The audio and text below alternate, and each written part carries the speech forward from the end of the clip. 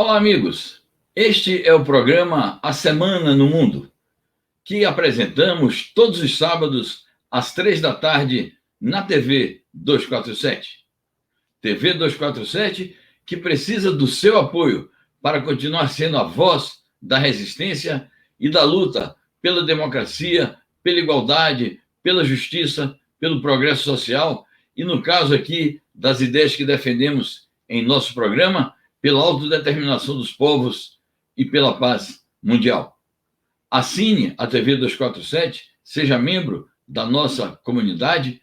Abaixo de cada matéria que é publicada no site Brasil 247 e de cada vídeo da TV 247, você acessará informações e instruções práticas e fáceis sobre como se tornar assinante e contribuir com o nosso site e o nosso canal. A semana começou, meus amigos, com um grande triunfo das forças progressistas, democráticas, socialistas, populares e anti-imperialistas na vizinha Bolívia, com a eleição de Lúcio Arce à presidência da República com um placar estupendo. A esta altura dos acontecimentos, o Lúcio Arce acumulou 54% dos votos, mais do que o dobro do candidato adversário e que representava as forças da direita.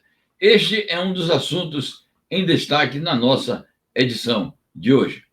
Mas eu queria começar abordando este tema que foi palpitante no Brasil e teve repercussões internacionais, que é o tema do comportamento do governo de extrema-direita de Jair Bolsonaro, aliado ao governo de extrema-direita do Donald Trump, presidente dos Estados Unidos, relativamente a essa questão da vacina chinesa. Como se sabe, a China tem 4 vacinas em estágio avançado de ensaios clínicos. Uma delas, produzida pela empresa Sinovac, fez um acordo com o Instituto Butantan de São Paulo para produzir esta vacina aqui no Brasil, a Coronavac. Aqui no Brasil foram feitos testes com cerca de 9.000 pessoas e os efeitos colaterais que esta vacina tem demonstrado são os mínimos possíveis, assim como aconteceu nas experiências que a China fez no próprio país e está fazendo em outros países. Portanto, a vacina, tudo indica que ela é segura. E tudo indica também que ela é eficaz, tem recebido o atestado e a aprovação de cientistas no mundo inteiro, revistas especializadas têm se referido à excelência da vacina chinesa e governadores estaduais aqui no Brasil e secretários de saúde fizeram reuniões com o Ministério da Saúde e conseguiram fazer um acordo, inicialmente, para que a vacina chinesa, feita em parceria com o Instituto Butantan, fosse adquirida também pelo governo federal e introduzida no Sistema Nacional de Imunizações através do Sistema Único de Saúde. O ministro da Saúde se comprometeu publicamente com este acordo, mas no dia seguinte, o Jair Bolsonaro fez uma intempestiva declaração dizendo que não vai comprar a vacina chinesa, que desautorizava o ministro, e, além disso, ainda se associou a uma campanha da extrema-direita mundial e brasileira no sentido de condenar a obrigatoriedade da vacinação, e tanto uma atitude como a outra, obviamente que revelam, mais uma vez, o caráter reacionário e genocida do governo Bolsonaro, que tem sido negacionista o tempo todo em relação à pandemia da Covid-19. E agora, privando os brasileiros de um acesso a uma vacina que, todos sabem, tem grandes possibilidades de vir a ser a vacina pioneira contra a coronavírus, contra a Covid-19.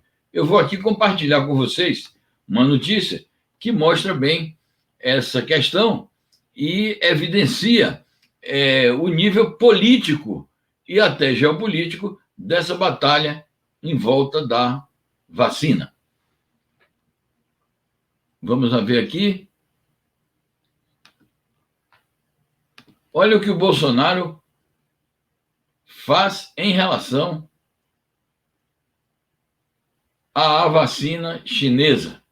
As declarações que ele deu são declarações indignas de um chefe de Estado de um país que tem a envergadura do Brasil.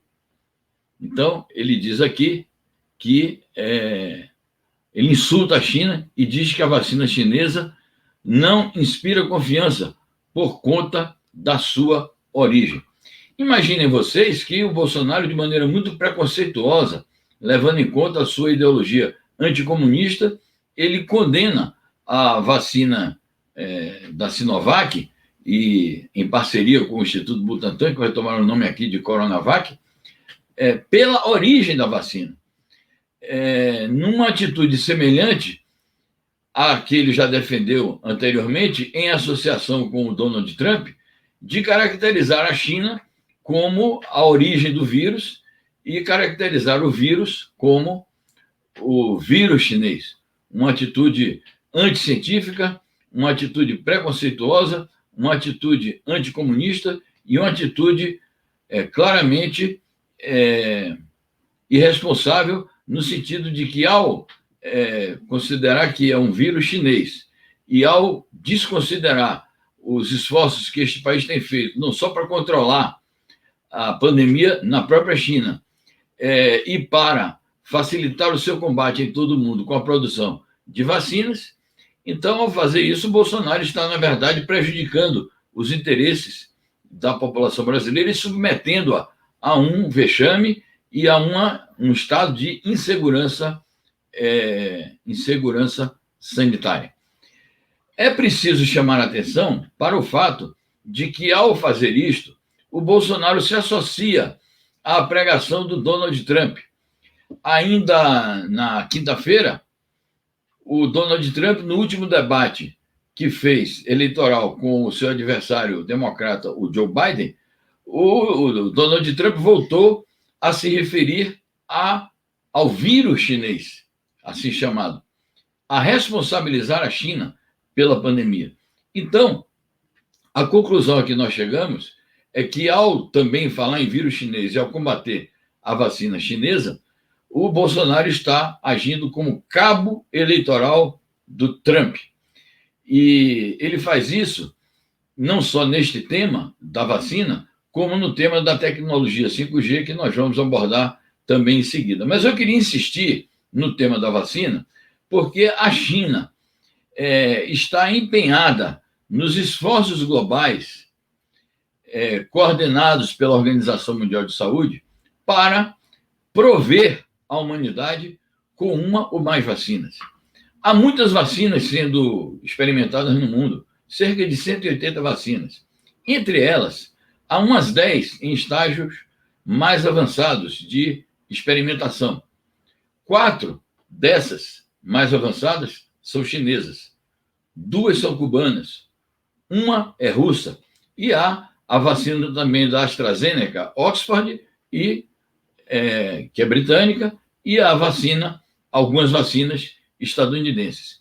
Então, a China declarou esta semana que espera produzir até o final de 2020 610 milhões de doses de vacinas.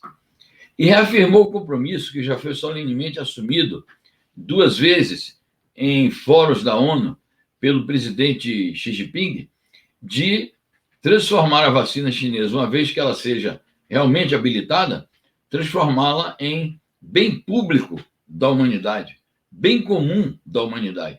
O que significa que a China vai quebrar a patente, vai liberar a patente, não vai fazer a patente, vai permitir o uso da sua pesquisa, da sua tecnologia de vacina, e, além disso, pretende cooperar para que o custo dessa vacina seja referente apenas ao seu preço de custo. Não vai submeter o preço da vacina as leis do mercado, da oferta e da procura. Além disto, a China tem feito acordos bilaterais com vários países para financiar a aquisição da vacina. A China está abrindo créditos para que diferentes países do mundo adquiram a sua vacina.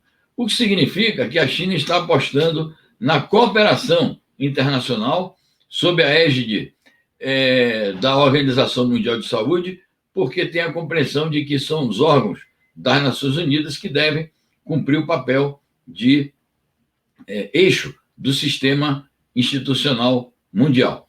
Quero lembrar também que, além da China estar fazendo esses esforços, a Rússia está empenhada também na produção da vacina Sputnik V, e esta semana o seu presidente fez a defesa enfática da necessidade de vacinação em massa da sua população e, naturalmente, das populações de outros países.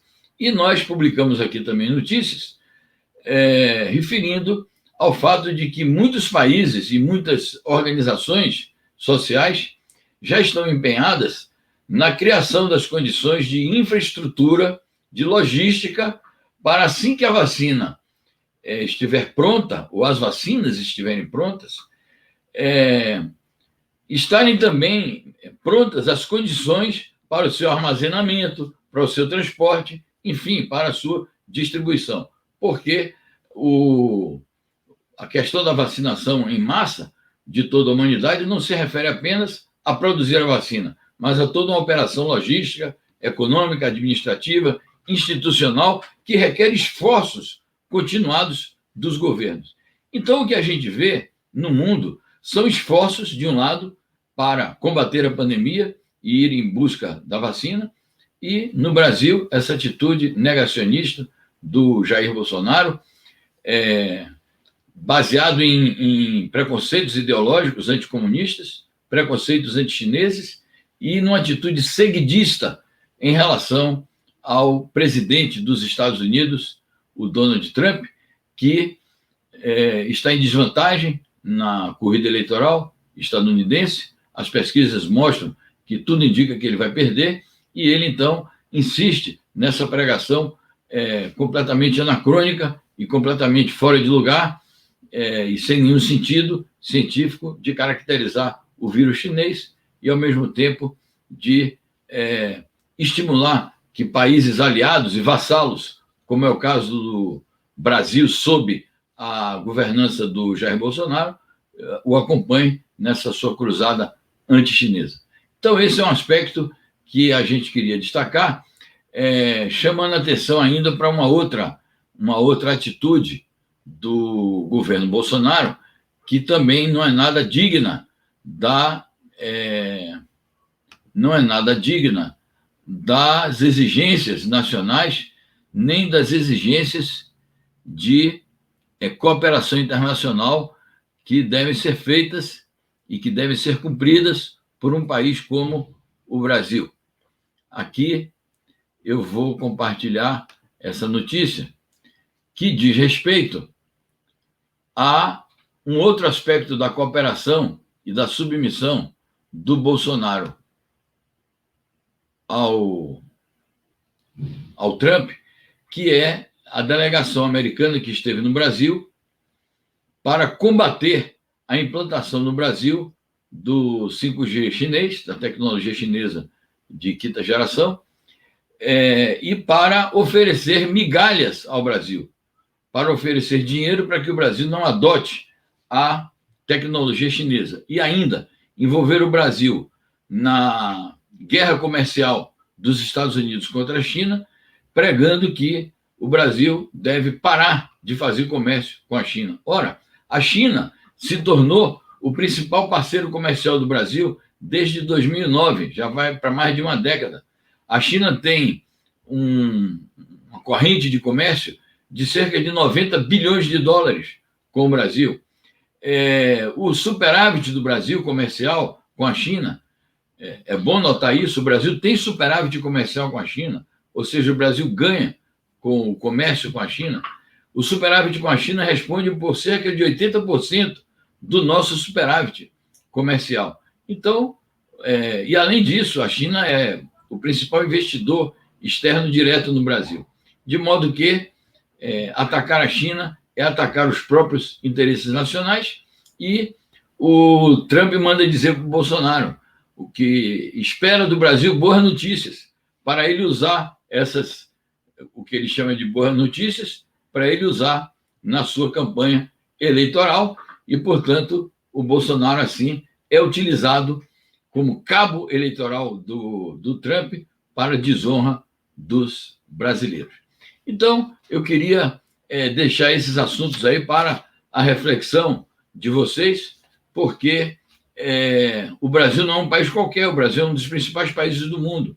E um dos principais países do mundo que renuncia à sua soberania e se submete aos interesses de uma potência como os Estados Unidos está prejudicando o equilíbrio das relações internacionais e prejudicando a própria paz mundial.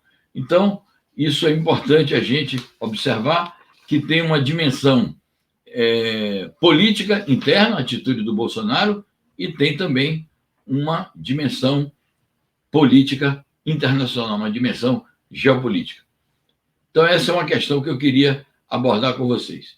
Queria ainda, meus amigos, abordar um assunto de grande magnitude, que é a apresentação por parte do governo cubano de um relatório que vai a votos na Assembleia Geral da ONU nas próximas semanas, e que diz respeito à luta de Cuba contra o bloqueio estadunidense. Eu vou aqui compartilhar com vocês uma notícia sobre isto, porque é muito representativa de uma das lutas principais da situação internacional, sobretudo no que diz respeito à América Latina. Vamos ver aqui a notícia. Está aqui. Cuba apresenta na ONU denúncia sobre prejuízos causados pelo bloqueio dos Estados Unidos. Eu vou apresentar aqui para vocês alguns trechos do informe que foi apresentado nesta quinta-feira pelo chanceler de Cuba, Bruno Rodrigues, perante a ONU. O título do relatório do chanceler cubano é Necessidade de pôr fim ao bloqueio econômico, comercial e financeiro imposto pelos Estados Unidos contra Cuba. Esse relatório do chanceler Bruno Rodrigues se refere ao período de abril de 2019 a março de 2020. E o chanceler de Cuba chama a atenção de que esse período foi marcado por um sério retrocesso nas relações diplomáticas, comerciais, econômicas, financeiras entre Cuba e os Estados Unidos. Ao longo desse período de um ano, os Estados Unidos empreenderam 90 ações coercitivas contra Cuba, contra a economia cubana, prejudicando, assim, o desenvolvimento econômico e social da ilha. Isto no momento em que Cuba, como vários outros países, está empenhada no combate à pandemia da Covid-19. Então, o bloqueio econômico e as medidas coercitivas dos Estados Unidos a Cuba apresentam ou impõem novos desafios a Cuba no combate à pandemia, porque tem que fazer esforços adicionais em relação a essa questão.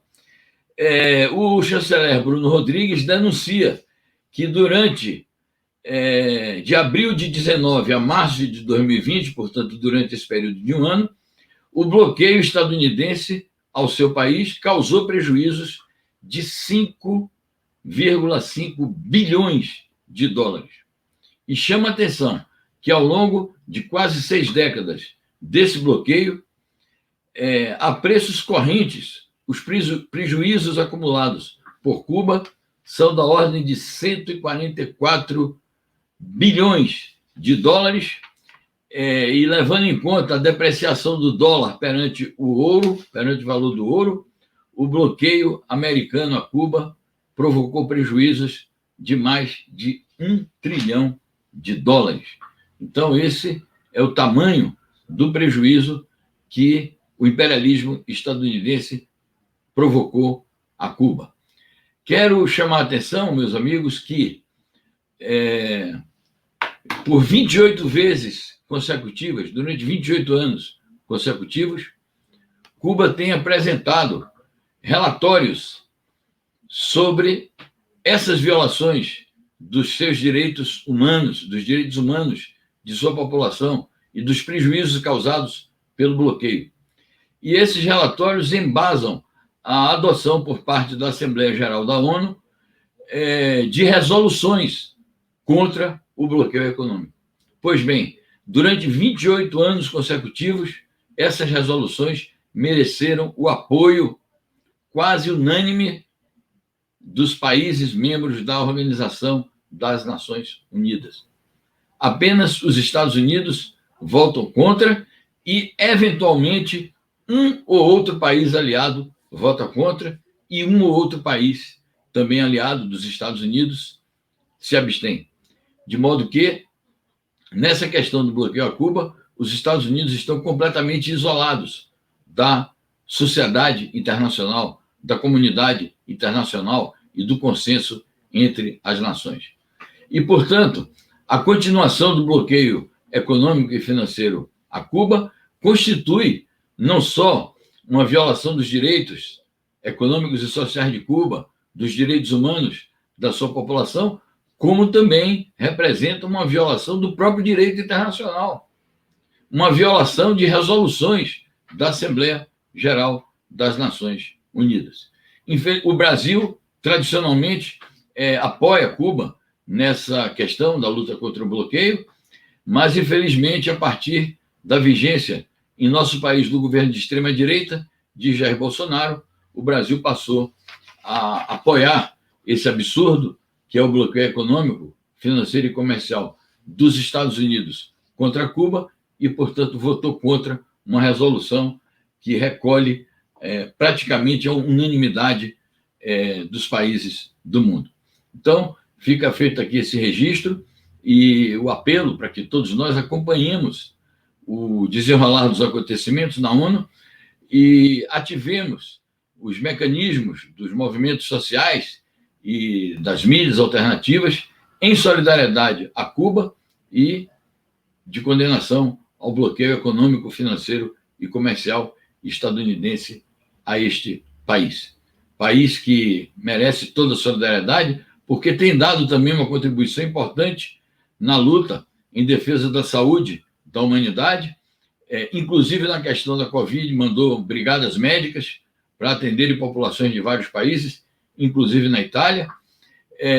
Por isso mesmo, as brigadas médicas cubanas, Henry Reeve, que é a sua denominação, estão indicadas para o futuro Prêmio Nobel da Paz, e as próprias experimentações que Cuba vem fazendo relativamente à descoberta de uma vacina também atestam a excelência das atividades sanitárias e científicas deste país e da contribuição que dá ao conjunto da humanidade para superar este momento que é trágico para todos, né?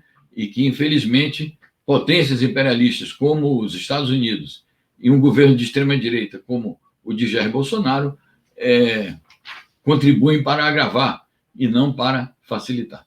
Então, essa é uma questão que merece toda a nossa atenção.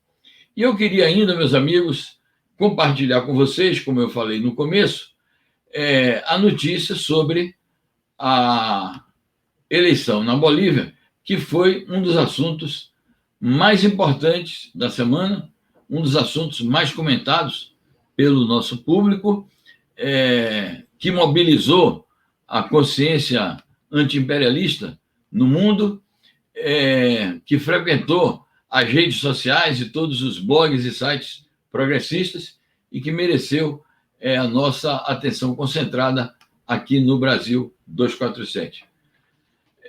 Nas primeiras horas da manhã da segunda-feira, última, nós publicamos essa notícia aqui no nosso site. Luiz Arce do MAS vence eleições presidenciais na Bolívia. Vitória é reconhecida pela presidenta golpista.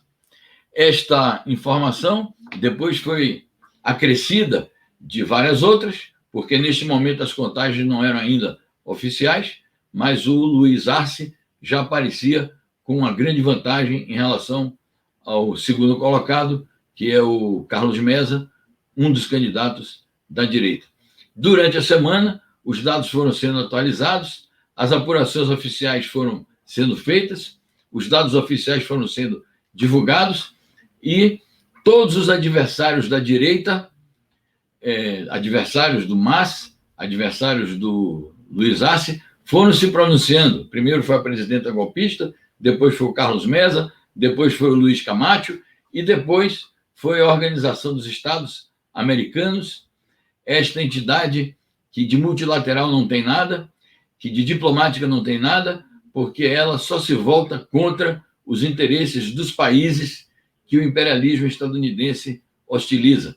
Ela se volta contra Cuba, ela se volta contra a Venezuela, ela se volta contra a Bolívia, se voltou contra a Bolívia de Evo Morales, e persegue os países progressistas e que ousam se opor ao domínio do imperialismo estadunidense.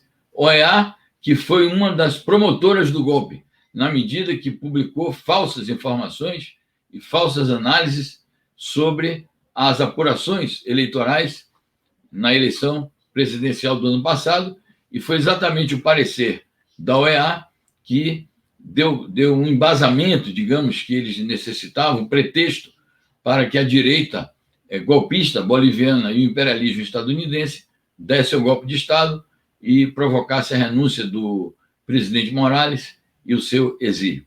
De maneira que a vitória eleitoral do MAS, o Movimento ao Socialismo, é a resposta, um ano depois, do povo boliviano ao golpe. É a prova cabal de que o que houve em novembro de 2019 na Bolívia foi um golpe. E é a prova cabal também do triunfo da resistência, do valor da resistência, da mobilização popular. Vamos observar que o MAS proclamou a realização na Bolívia da Revolução Cidadã, proclamou a constituição de um Estado plurinacional que respeita e faz valer os interesses da grande maioria ou das grandes maiorias étnicas do país, que são as nações indígenas. No poder, o MAS e o presidente Evo Morales garantiram políticas públicas em favor do desenvolvimento econômico e social do país, em favor da redenção do povo boliviano. Ainda mais, assegurou a defesa da soberania nacional e das riquezas nacionais, com a nacionalização do gás e o estabelecimento de termos de maior igualdade para o gás boliviano e para que a população boliviana usufruísse de maneira vantajosa o fato dela deter essa riqueza. Ainda mais, a Bolívia foi vítima do golpe através da cobiça do imperialismo e de empresas imperialistas, como essa do Elon Musk, que proclamou que dá o golpe a hora que ele quiser, porque tem interesse em roubar o lítio boliviano. Então, é um conjunto de aspectos que eu queria deixar aqui para a reflexão de vocês sobre o significado da vitória eleitoral do Movimento ao Socialismo, do candidato presidencial, agora já presidente eleito, Luiz Arce, e apresentar aqui a expectativa de toda a América Latina, de todos os países independentes, soberanos, e que lutam pela afirmação da democracia e os interesses populares, a expectativa que tem de que a Bolívia volte a se somar aos países progressistas na luta pela integração latino-americana, pela autodeterminação dos povos e pela paz mundial. Nesse sentido, Luiz Arce já declarou que pretende imediatamente reatar as relações com Cuba, com Venezuela e retomar aquelas políticas que foram características dos governos progressistas, que são políticas de integração, políticas de desenvolvimento social, políticas de democracia, de participação popular e de paz. Então, é essa expectativa que os povos latino-americanos nutrem em relação ao novo governo da Bolívia e que eu não tenho dúvidas de que o presidente eleito, Luiz Arce, não vai defraudar essas esperanças e expectativas. Saudar o fato de que os bolivianos foram capazes de estruturar uma força política enraizada nas massas populares, com laços orgânicos muito fortes, com capacidade de mobilização, com capilaridade, com força eleitoral e uma força política que proclama a independência nacional, a soberania, a autodeterminação boliviana e o socialismo como meta. Obviamente, o socialismo com as peculiaridades da nação boliviana. Então, esse foi um grande fato da semana e a gente espera que na próxima semana, no próximo programa A Semana no Mundo, a gente possa compartilhar com vocês notícias assim e continuar o nosso debate sobre os temas candentes da vida internacional. A Semana no Mundo é um programa da TV 247. TV 247 que precisa do seu apoio para continuar prestando este serviço de excelência na luta de ideias em defesa da democracia, do progresso social, da independência nacional, da integração entre povos e da paz mundial. Deixo aqui o meu abraço a todos vocês, desejando um bom fim de semana e esperando retornar na próxima semana para mais um programa A Semana no Mundo. Um abraço a todos.